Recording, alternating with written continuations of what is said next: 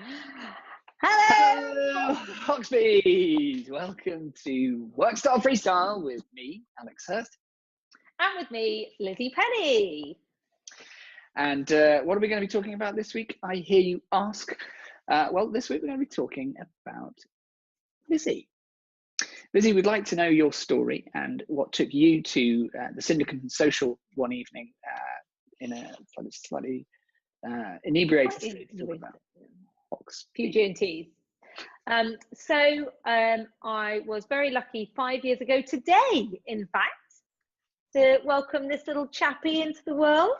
Happy birthday, Finn. Happy birthday, Finn. This is my son, Finn. And when he was born, I met lots of incredibly talented other parents, particularly mums, who I found were dropping out of the workforce altogether or changing their careers or having to because they were cutting down their working days because they wanted to spend more time with their family and because they wanted to work around their children and fit their work around their lives rather than the other way around. And it made me very angry, actually. Do you remember the anger, Alex? All too well. Because I felt that it was so unfair and such a sense of injustice that these talented people should not be able to work in a fulfilling way simply because they wanted to be good parents. And it just doesn't make sense.